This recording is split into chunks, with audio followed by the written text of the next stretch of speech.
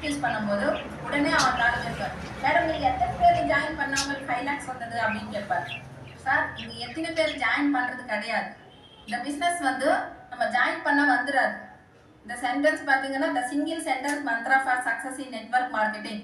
இந்த single sentence மாத்திரமே நம்ம நெட்வொர்க் மார்க்கெட்டிங்க்கு மந்த்ரா. இது எப்பவுமே கவனம் வச்சுக்கோங்க. Build handful of leaders and make them successful. நம்ம கிட்ட லீடர்ஸ் வருவாங்க, அவங்க வரும்போது அவங்கள நம்ம சக்சஸ் பண்ணணும். இதுதான் மந்த்ரா. ஜாயின் பண்ணிட்டு போனா கிடையாது. ஜாயின் பண்ணவங்களுக்குலாம் லீடர்ஸ் இருப்பாங்க. இந்த பிசினஸ் என்னோட பிசினஸ்ன்றவங்க இருப்பாங்க. அவங்க வர்றதுக்கு கொஞ்சம் நேரம் இருக்கும், அவ்வளவுதான்.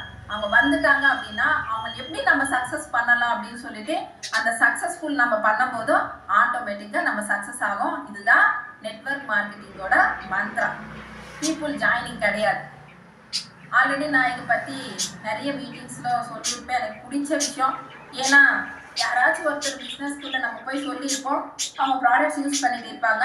அவங்கக்கிட்ட போயிட்டு இந்த பிஸ்னஸ் பண்ணுங்க, இது செய்யுங்க, அது செய்யுங்கன்னு ரொம்ப மோட்டிவேட் பண்ணிகிட்டே இருப்போம். நம்ம மோட்டிவேட் பண்ணி அவங்க நகரலன்னு சொல்லிட்டு அப்ளைங்க வேறு கூப்பிட்டு போவோம்.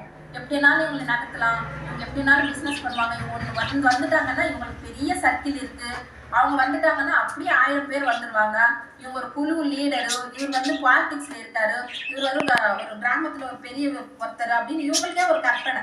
அப்படி இருந்து யாரையும் எக்ஸ்பெக்ட் பண்ணாதீங்க. நல்லா யாரு இங்க நிறைய பேர் அச்சீவர்ஸ் இருக்காங்க. சாதாரண ஒரு ஹவுஸ் ஒய்ஃப், ஒரு சர்க்கிள் கூட கிடையாது, எந்த லாங்குவேஜ் தெரியாது, வெளியே போற பழக்கம் இல்லை. நான் சக்சஸ் ஆனா இல்லையா? ஆனா யாருமே ஏதோ ஒன்றும் பெருசா இருந்தா நீங்க பெருசா பார்த்துடுறீங்க. ஃபர்ஸ்ட் உங்களை நீங்க பெருசா பார்த்துக்கோங்க. அது எப்படி ஆகும்னா, நீங்க போயிட்டு எப்பவுமே அப்ளைன்னு போயிட்டோ நீங்க போயிட்டோ மோட்டிவேட் பண்றது எப்படின்னா, அந்த முட்டையை வந்து உடைச்ச மாதிரி. முட்டை உடைச்சா என்ன ஆகும்? ஆம்லேட் தான் ஆகும், அவ்வளவுதான். அதே முட்டை வந்து தானா உடைஞ்சிச்சுன்னா என்ன ஆகும்? அடுத்த உயிர் வரும். அப்படிதான் நம்மளுக்குள்ள வந்து அது வரணும். அது எங்க வரும்னா, மீட்டிங்ஸ் ட்ரைனிங்ஸ்லயோ ஏதோ ஒரு ட்ரைனிங்லயோ அவங்க பிரேக்கப் ஆவாங்க, இன்னொன்று உயிர் வரும். அதுதான் அந்த உயிர் தான் அவார்ட் ஃபங்க்ஷன் எனக்கு நடந்திருக்குது.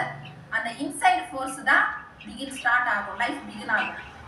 நம்ம அவுட் சைடு அடிச்சுக்கிட்டே இருந்தா பண்ணுங்க செய்யுங்கன்னு அடிச்சுக்கிட்டே இருந்தா அது எண்டு தான். எப்பவுமே great things always begin from inside.